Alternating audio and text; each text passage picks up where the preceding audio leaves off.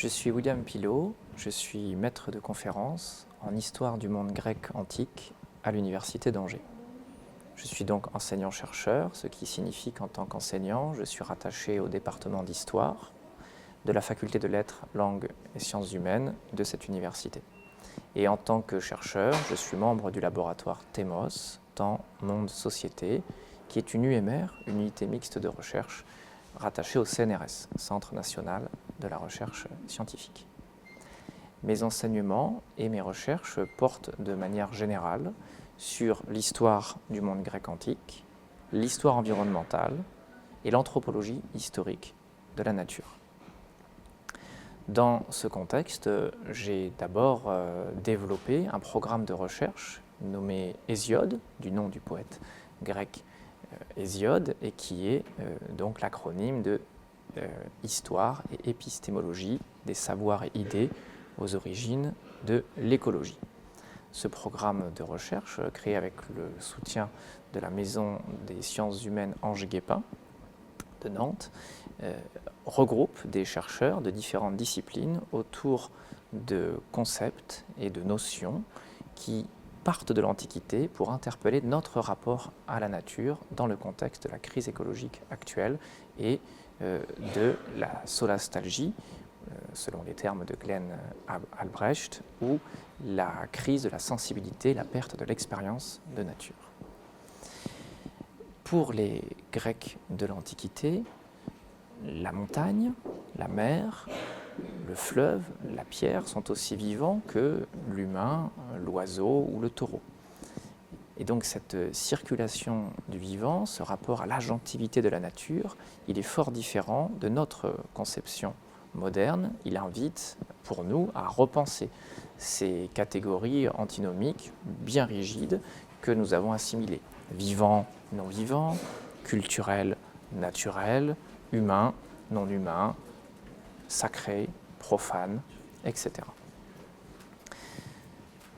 Par exemple, dans la cité d'Ilion, en Troade, sujet de ma thèse de doctorat, la communauté politique est composée des hommes et des femmes, les Iliens, mais aussi de l'environnement naturel, ce que nous appellerions, nous, l'environnement naturel, par exemple le fleuve Scamandre. Déjà, dans l'Iliade, Homère nous raconte comment ce fleuve Scamandre se dresse face à l'envahisseur achéen pour combattre Achille et défendre les Iliens.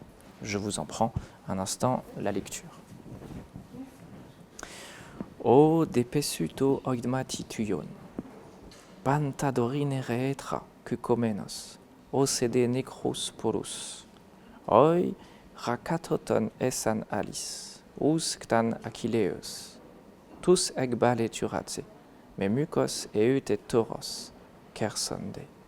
Zous de saokata kala reetra, krypton en diesi, bataillesin, megalesi.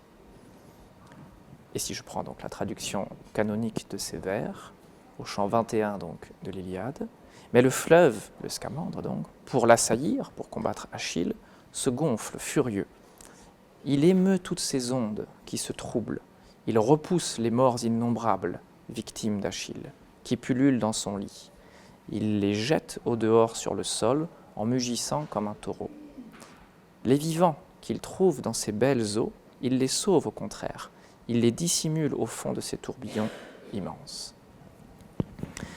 Dans cet extrait, si l'on veut comprendre ce qui se joue au-delà de la simple imagination poétique, il faut comprendre que le Scamandre a sa propre agentivité et qu'il combat au même titre que Hector, par exemple, contre l'envahisseur achéen.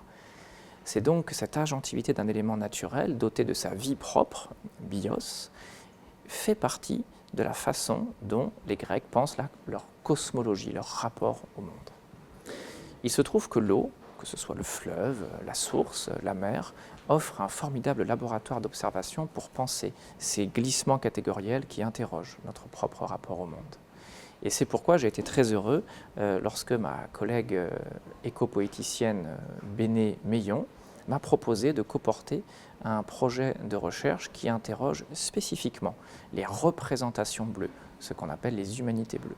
Ce projet, See More Blue, que Béné Meillon et d'autres collègues vous présenteront plus avant, il a l'intérêt, pour moi, de réunir des spécialistes de différentes disciplines, comme dans le cadre du programme Hésiode, autour de l'éco-poétique bleue, de la biologie marine ou de l'histoire environnementale.